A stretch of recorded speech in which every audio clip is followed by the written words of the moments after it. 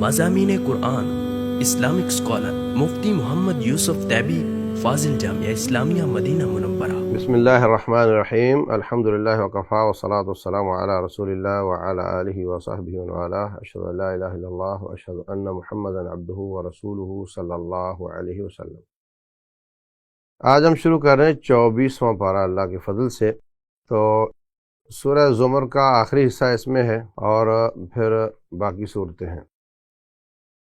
شروع میں اللہ تبارک و تعالیٰ فرماتے ہیں، اس سے زیادہ بڑا ظالم کون ہوگا جو اللہ پر جھوٹ باندھتا ہے اور سچی بات کی تکذیب کرتا ہے، ان کا ٹھکانہ آگ ہے۔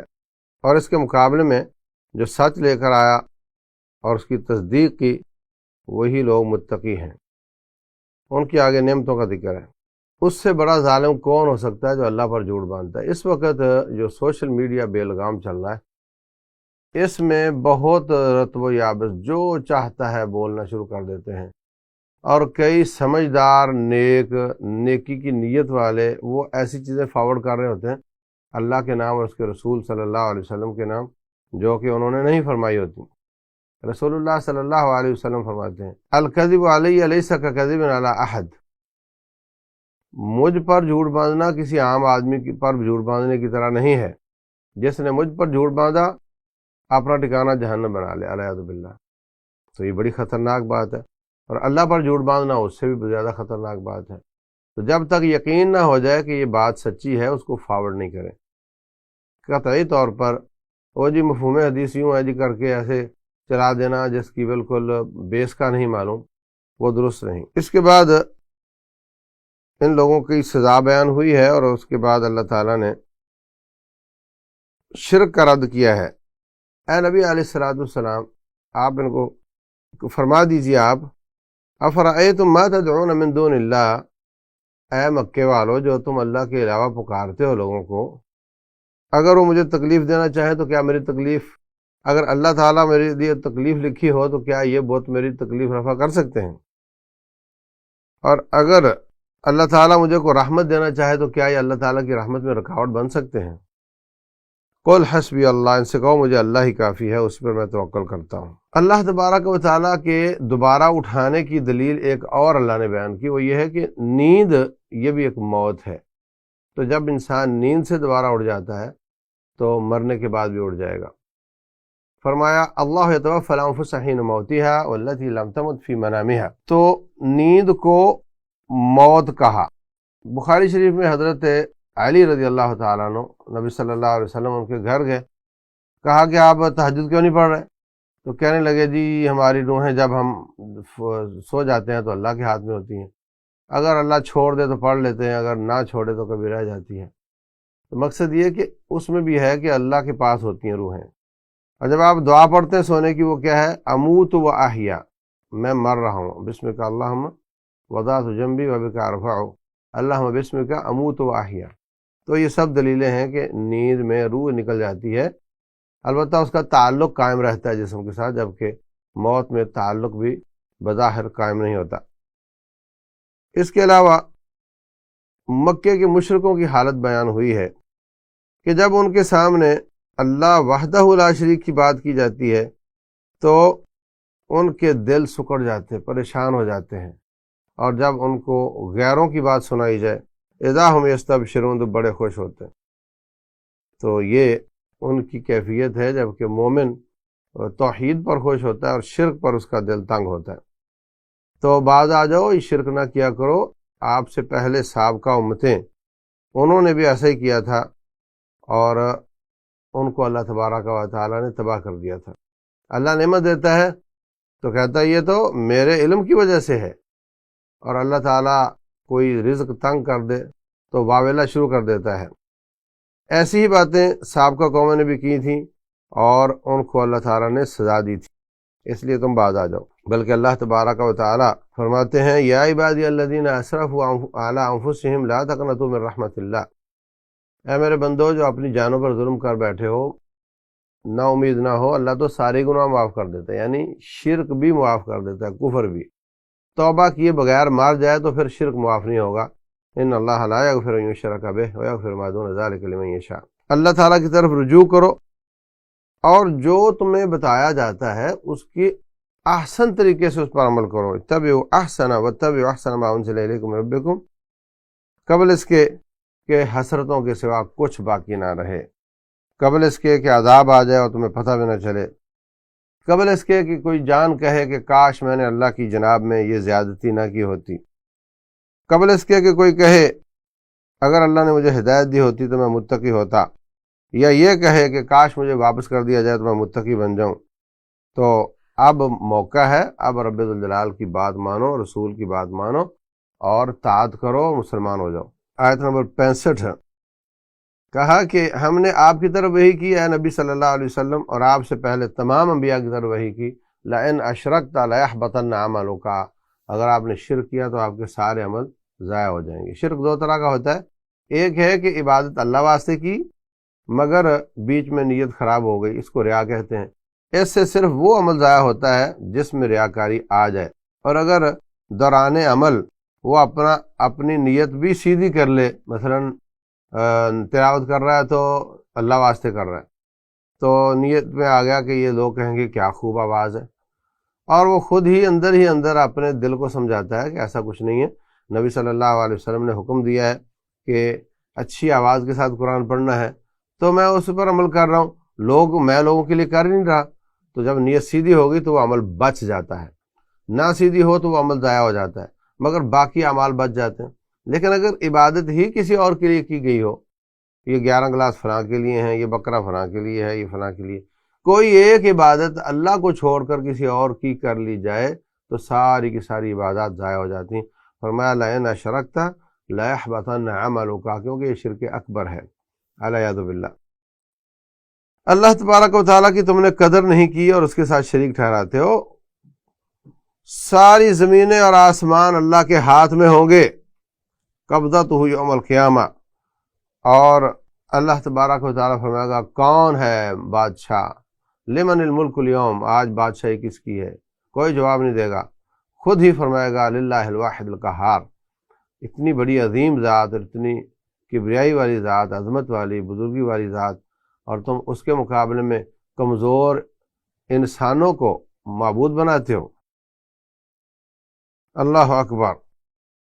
اس کے بعد وہ آیات ہیں جن کی وجہ سے سورت کا نام زمر ہے. یہ آیت نمبر 71 سے لے کر آخر تک 75 تک. زمرہ تو میں نے بتایا تھا، اس کا معنی گروہ ہوتے ہیں. تو کافروں کو جہنم کی طرف گروہ در گروہ بھیجا جائے گا، اور جب وہ وہاں جائیں گے فرشتے کہیں گے آ گئے ہو تمہارے پاس رسول نہیں آئے تھے سمجھانے کے لیے؟ وہ کہیں گے جی آئے تو تھے لیکن ہم بدبخت ہو گئے. پھر جنتی بھی گروہ در گروہ جائیں گے تو فرشتے ان کو سلام کہیں گے، سلوٹ کریں گے. وہ کہیں گے یا اللہ تیرا شکر ہے تو نے اپنا کیا ہوا وعدہ ہمارے ساتھ نبھا دیا ہے. اس کے بعد سورت مومن ہے.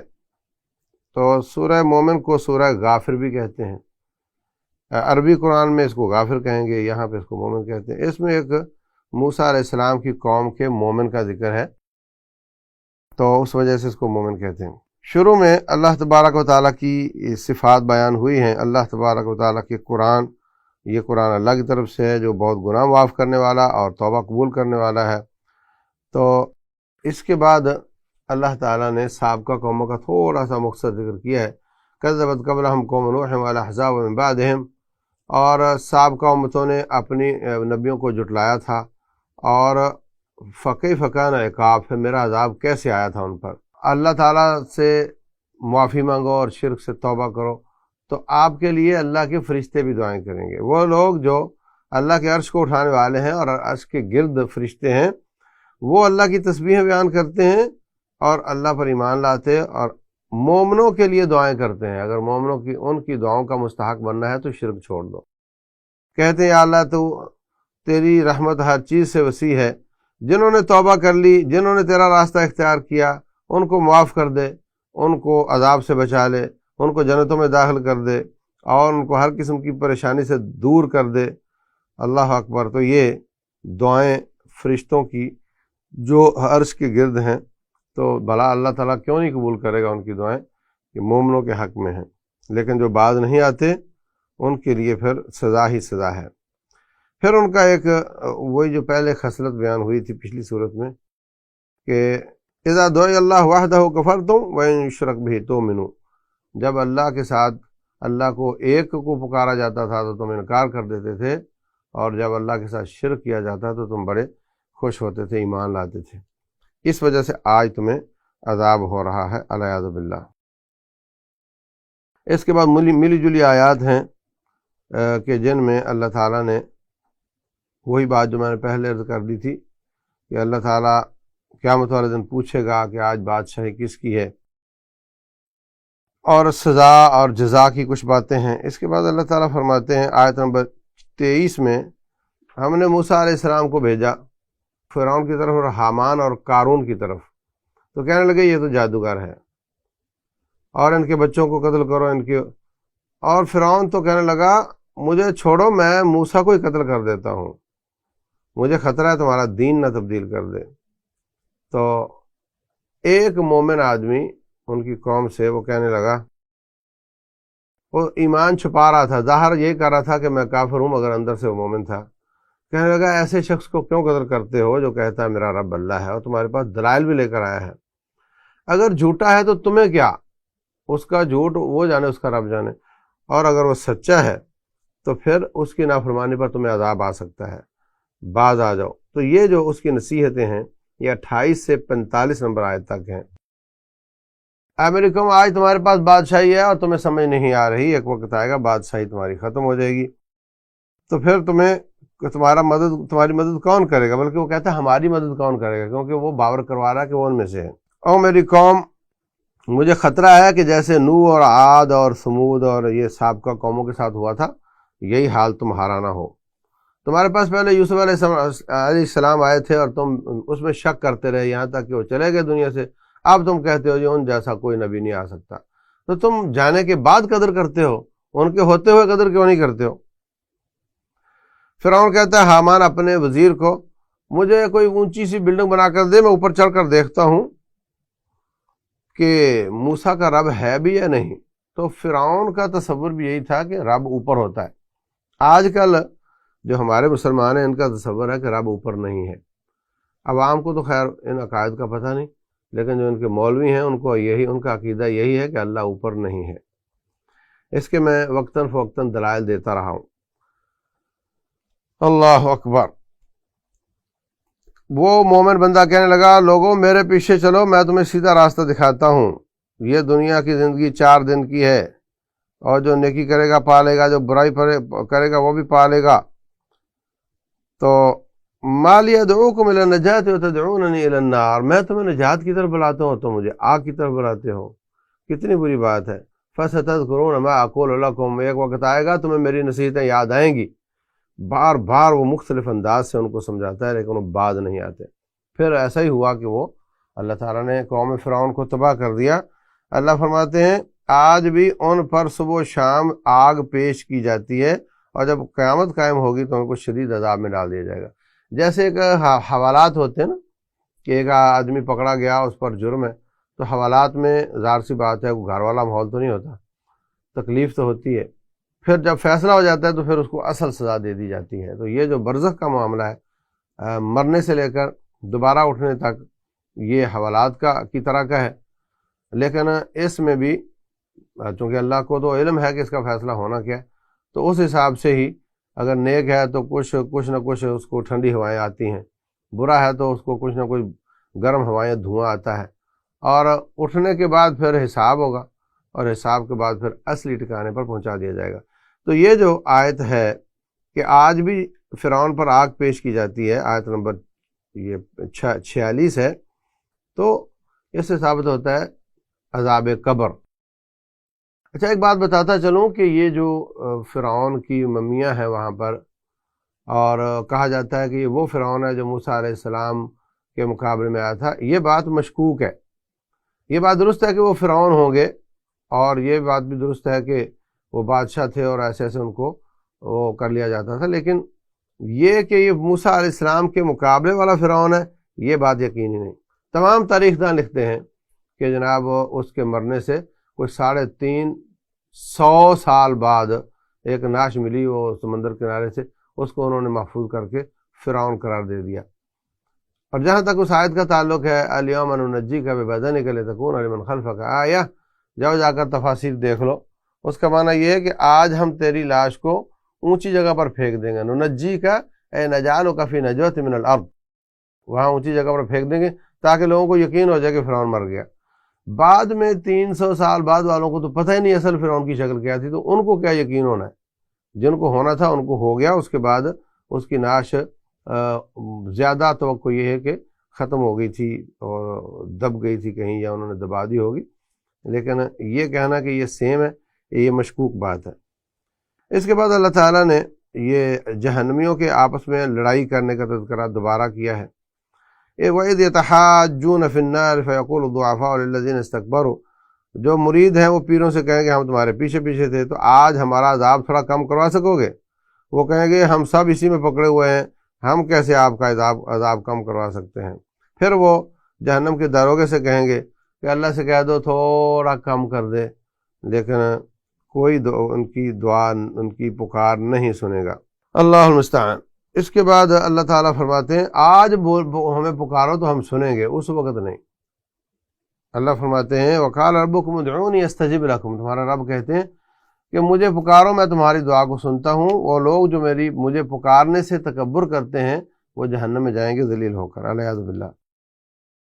تو یہاں پر یہ کہا کہ مجھے پکارو، اور پھر کہا جو میری عبادت سے تکبر کرتے ہیں، ثابت کیا کہ مجھے پکارنا عبادت ہے، اور ترمذی شریف کی حدیث بھی ہے الدعاء هو العبادہ، دعا ہی عبادت ہے۔ اس کے بعد انسان کی تخلیق کے بارے میں اللہ تعالیٰ نے مفصل بیان کیا ہے، آیت نمبر 64 سے 67 تک، کہ اللہ وہ ہے جو تمہاری شکلیں بناتا ہے، تمہیں رزق دیتا ہے، اور اللہ وہ ہے جس نے مٹی سے پھر پانی سے تمہیں پیدا کیا، پھر بوٹی بنایا، پھر بچہ بنایا، اور پھر تم جوان ہو گئے، پھر تم بوڑھے ہو گئے، اور کچھ وقت سے پہلے چلے گئے، یعنی بوڑھے ہونے سے پہلے چلے گئے۔ تو یہ سارے پروسیس جو جانتا ہے، اس کا مطلب وہی پیدا کرتا ہے، اور وہ دوبارہ بھی ان کو اٹھا سکتا ہے۔ اگر باز نہ آئے الذین کذبوا بالکتاب وبما ارسلنا بہ رسولنا، جو انبیاء کی تکذیب کرتے رہے ہیں ان کو ہم گرم پانی میں ڈالیں گے، ان کے گلے میں توق ڈالیں گے، پاؤں میں زنجیریں ڈالیں گے، اور پھر آگ میں گھسیٹیں گے، الیاذ باللہ، اور پھر گرم پانی میں گھسیٹیں گے، پھر ان کو آگ میں ڈال دیا جائے گا، الیاذ باللہ۔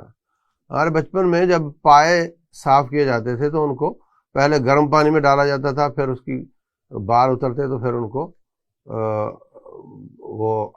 پہلے آگ پر بھونا جاتا تھا، پھر گرم پانی میں ڈالا جاتا تھا، الیاذ باللہ۔ یہ کیفیت بیان کی ہے اللہ تعالیٰ نے، فرمایا کہ اذ الاغلال فی اعناقہم والسلاسل یسحبون، الیاذ باللہ۔ اور بھی کئی مقامات پر گرم پانی اور آگ کا اللہ تعالیٰ نے بیان کیا ہے جہنم میں ہوگی۔ اس کے بعد رب ذوالجلال والاکرام اپنی نعمتوں کا دوبارہ تذکرہ کر رہے ہیں کہ ہم نے ان پر یہ احسانات کیے، اور رسول بھیجے، اور جانور پیدا کیے تاکہ تم سواری کرو، کھاؤ، اور فوائد حاصل کرو، اور اپنی حاجتیں پوری کرو۔ اس کے باوجود تم اس کا کھا کر، اس کی نعمتیں استعمال کر کے تم غیر اللہ کی عبادت کرتے ہو، الیاذ باللہ۔ اس کے بعد سورہ حامیم سجدہ ہے، یہ بھی مکی صورت ہے۔ اس میں چونکہ شروع میں حامیم ہے اور اس میں سجدہ بھی آگے آئے گا، اس لیے اس کا نام یہ ہے۔ شروع میں اللہ تبارک و تعالیٰ نے قرآن حکیم کے نزول اور اس کا انکار کرنے والوں کی مذمت بیان فرمائی ہے، اور نبی صلی اللہ علیہ وسلم کی تسلی بھی کہ یہ جو مانتے نہیں ان کے کانوں میں اصل میں بوجھ ہے، اور ان کے آگے پیچھے حجاب ہے، اور یہ آپ کی بات پوری طرح فالو نہیں کر پاتے، اور یہ جو بوجھ اور حجاب ہے یہ ہم نے ان کو سزا کے طور پہ ڈالا ہوا ہے۔ پھر اللہ تعالیٰ نے زمین و آسمان کی تخلیق کا تذکرہ 9 سے 12 نمبر آیت تک کیا ہے۔ اس ذات کا انکار کرتے ہو جس نے زمین کو 2 دنوں میں بنایا، اور تم اس کے شریک ٹھہراتے ہو، اور اس زمین میں پہاڑ ٹھوک کر اس کو بیلنس کر دیا تاکہ یہ ہلے نہیں، اور اس میں اللہ تعالیٰ نے برکتیں نازل کر دیں اور اپنی کھانے دانے کا انتظام کر دیا۔ زمین یہ سیارچیں تو اور بھی بہت ہیں، مگر رہنے کی سہولت اور کھانے دانے کی، آکسیجن کی، صرف اسی پر ہے۔ پھر اللہ تعالیٰ بلند ہوئے آسمان کی طرف، اور وہ دھواں تھا، اور کہا اس کو اور زمین کو کہا بن جاؤ، اطاعت کرتے ہوئے یا ناپسند کرتے ہوئے، تو دونوں نے کہا آسمان اور زمین نے کہ ہم آپ کی بات مانتے ہوئے دل کی خوشی سے بن رہے ہیں۔ تو اللہ تعالیٰ نے 7 زمینیں اور 7 آسمان بنا کر اس میں اپنا حکم نافذ کر دیا، اور ہم نے آسمان دنیا کو ستاروں کے ساتھ مزین اور خوبصورت کر دیا۔ اے نبی علیہ السلام ان سے کہو اگر یہ اس رب کا انکار کریں گے، باز نہیں آئیں گے، تو پھر جیسے عاد اور ثمود کا اللہ تعالیٰ نے بیان کیا ہے ان کو سزائیں ہوئی تھیں، ایسے ہی تمہارا علاج بھی ہوگا۔ یہ کہتے ہیں کہ اگر آنا تھا تو نبی نوری کیوں نہیں آ گیا؟ تو ان سے کہو کہ اللہ تبارک و تعالیٰ چاہتا تو فرشتے نازل کر دیتا، لیکن سابقہ قوموں پر فرشتے نازل ہوئے بھی اور انہوں نے اس کے باوجود انکار کر دیا تھا۔ عاد قوم کہنے لگی ہم سے زیادہ طاقتور کون ہے؟ ان سے کہو ان کو پتہ نہیں کہ جس نے ان کو پیدا کیا ہے اس کی طاقت ان سے بھی زیادہ ہے۔ پھر ہم نے ان پر ہوا نازل کی 7 راتیں اور 8 دن، اور ان کو تباہ برباد کر کے رکھ دیا، ایسے پڑے ہوئے تھے جیسے کھجور کے تنے پڑے ہوئے ہیں، لمبے لمبے قد تھے ان کے۔ اور جو سمود والے تھے ان کو بھی اللہ تعالیٰ نے چیخ کا عذاب نازل کیا، تباہ برباد کر دیا، اور آخرت میں بھی ان کے لیے بہت بڑا عذاب ہوگا۔ اور یہ اپنے آپ سے کہیں گے، جہنمی اپنے آپ سے کہیں گے جب ان کے منہ پر مہر لگ جائے گی، ان کے جسم بولیں گے، کان، ہاتھ، چمڑا، جسم سارا بولے گا، کہیں گے اور ہمارے جسم تو ہمارے خلاف گواہی کیوں دے رہا ہے؟ قالوا انطقنا اللہ الذی انطق کل شیء، جیسے نے زبان کی بوٹی کو بولنے کی اجازت دی تھی، آج وہ ہمیں بلوا رہا ہے، اس لیے ہم بول رہے ہیں۔ اللہ المستعان۔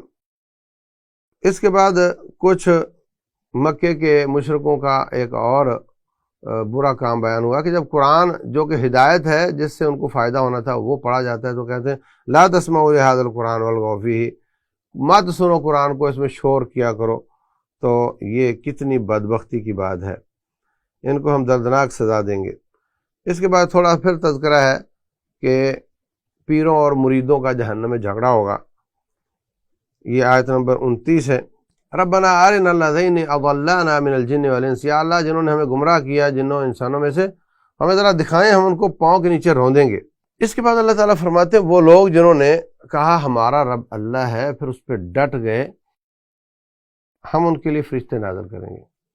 مرنے کے بعد انتہائی پریشانی ہوتی ہے انسان کو، مرتے وقت بیوی بچے چھوٹ رہے ہوتے ہیں، آگے اکیلا جا رہا ہوتا ہے، تنگ قبر ہے اور مرحلہ بڑا سخت ہے، کیا بنے گا؟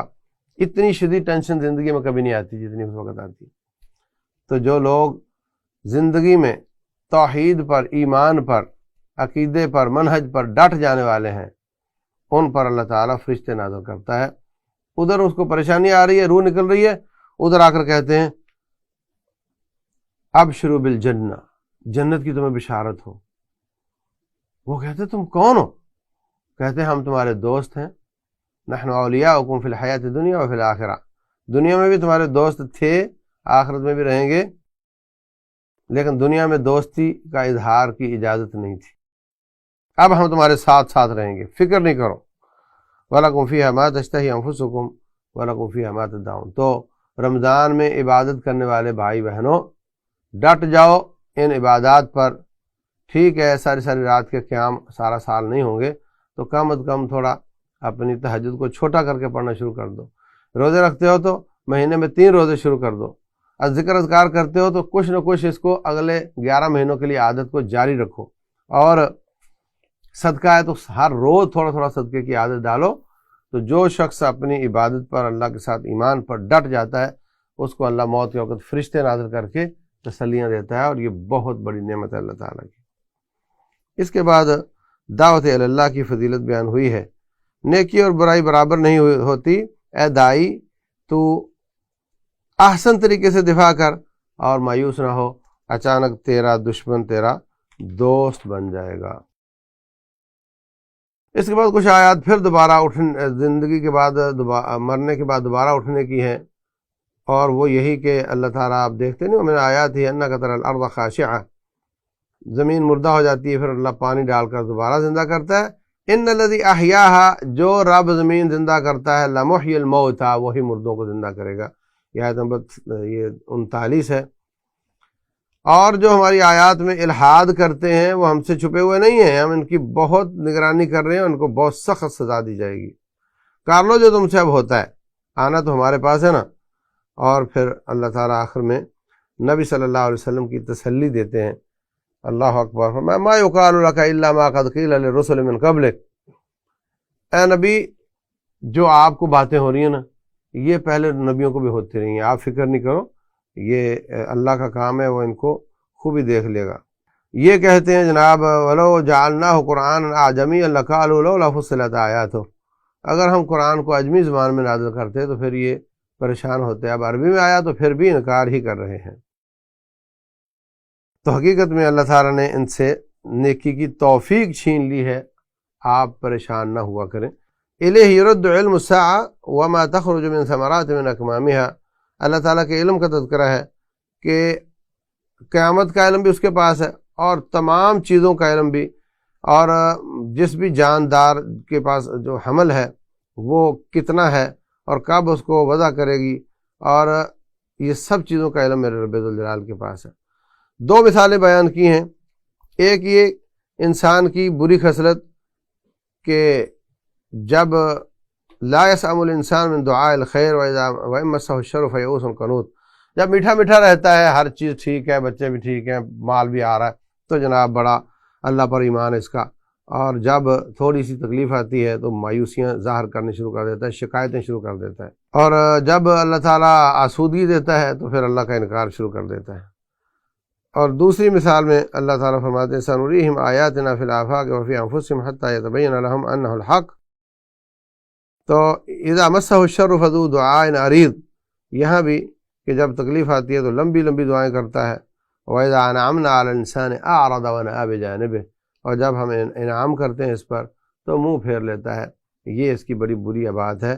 انسان کو ہر حالت میں رب کا شکر ادا کرنا چاہیے۔ رسول اللہ صلی اللہ علیہ وسلم فرماتے ہیں تعرف علی اللہ فی الرخاء یعرفک فی الشدہ، اللہ تعالیٰ کے ساتھ الیک سلیک رکھو، تعارف رکھو، دوستی رکھو آسودگی اور اچھے دنوں میں، تاکہ وہ برے دنوں میں آپ کا ساتھ دے اور آپ کو پہچان لے۔ واللہ اعلم، وصلی اللہ وسلم وبارک علی نبینا محمد۔